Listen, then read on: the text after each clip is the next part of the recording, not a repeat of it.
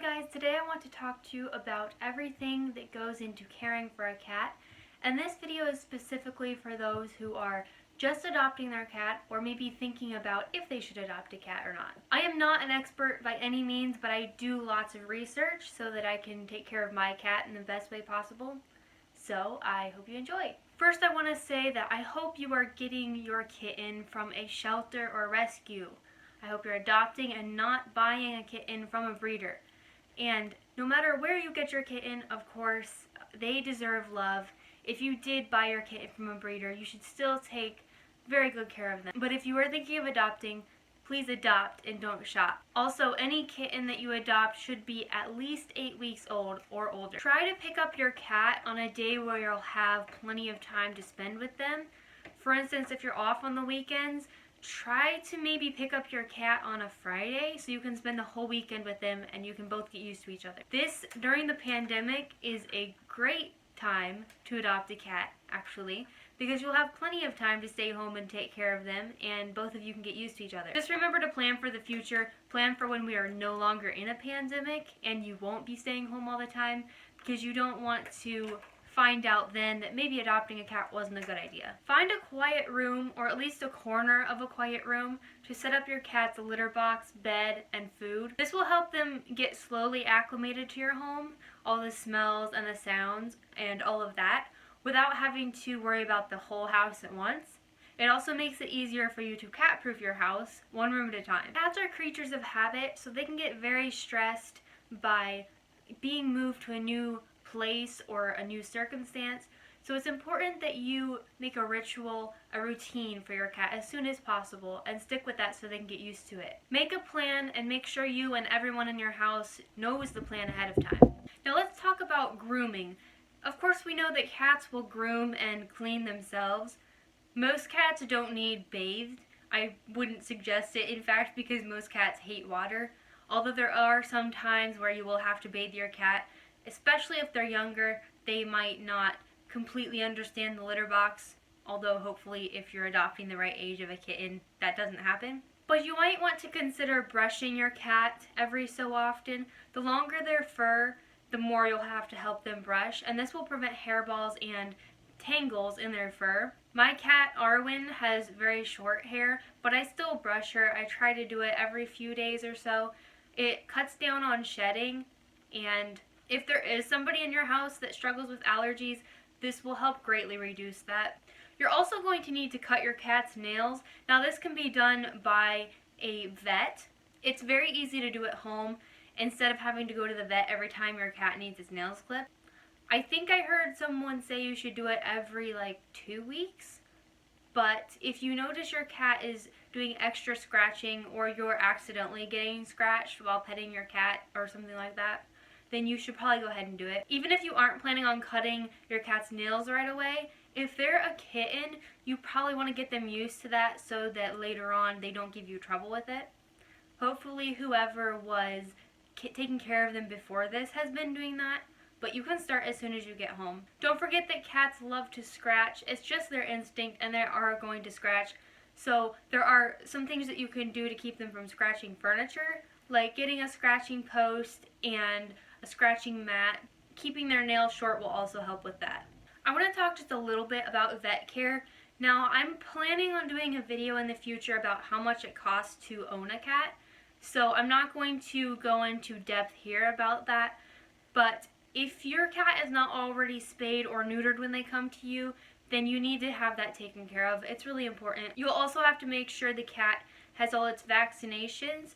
Again, depending on the age, your cat might not even be ready for some vaccinations. I think the last set of vaccinations are given at 16 weeks, and then after that it's a booster every so many years. Microchipping your cat is also an option. You don't have to do this, but it might help you be a little more at peace about if your cat did happen to get out.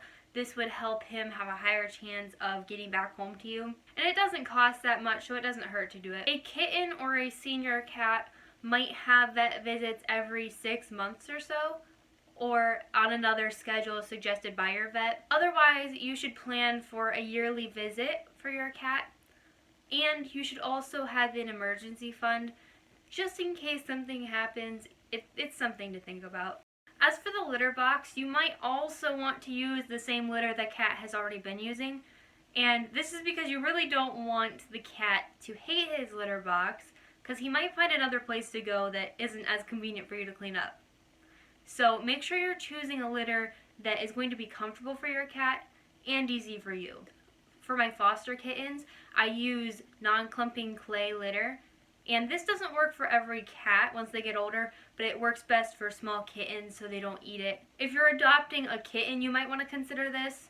But as long as your cat isn't going to be eating the litter or trying to eat it, clumping litter shouldn't be a problem, and it might be easier for you. Most cats, however, don't like scented litter, so I would advise staying away from that unless the cat has already been using that. If your cat is going to be recovering from surgery, like a spay surgery, you might want to consider a different litter, one that is softer and won't stick to the incision site. I haven't used them before, but I know there's one called Yesterday's News that is made of recycled newspaper, and it's good for that. And there's also a pellet type litter that is good for that. A lot of times you'll hear people say, I'm never having a cat because cats smell. And that's not true.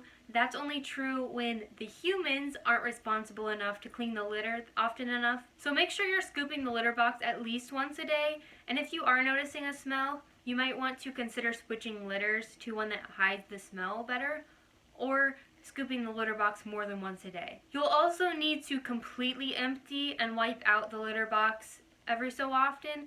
With the litter I use, I find every 2 weeks works best for me. Sometimes I need to do it sooner, but I just kind of play it by ear. Before you bring your cat home, ask about what your cat has already been eating. This will help you know what the cat likes, or if there's anything that the cat will absolutely not eat. And it also makes sure that the cat is used to what you're feeding him in your home. That way it'll make it easier for him to get used to your home. You should also ask a vet about this when your cat goes to its first appointment. The vet can give you professional advice on what is best for the cat and what is healthiest. If you do decide to change your cat's diet when you bring it home, you should definitely gradually change it. Otherwise, your cat could end up with an upset stomach. They're very sensitive to change, like I said before. You want shallow food and water dishes, and this is because cats don't really like their whiskers to touch the sides of the bowl. So make sure the bowl is going to be comfortable for your cat. Also, stainless steel bowls are easier to clean than plastic, so you might want to consider that. I give my cat access to dry food all day long, but for your cat, that might not work. Your cat might want to eat it all and ask for more, and that could lead to him being overweight. So monitor your cat's food intake for the first few days so you can get used to kind of how he's going to be eating and what will work best. So that is some of the basic chores that you'll be doing if you have a cat, and I hope this was helpful to you in your decision, or helpful to you as you are just bringing your new cat home. If you are bringing a new cat home, congratulations. You're going to have so much fun. But I hope this was helpful to you. Don't forget to like this video if it was helpful to you, and subscribe. We're getting close to our 60 subscriber giveaway, so if you want to be a part of that, make sure to hit the subscribe button. And also don't forget to leave me a comment and let me know what kinds of videos you'd like to see in the future. I want to make videos that you guys want to see, but I'm not going to know what you want to see if you don't tell me in the comments below. So make sure you do that.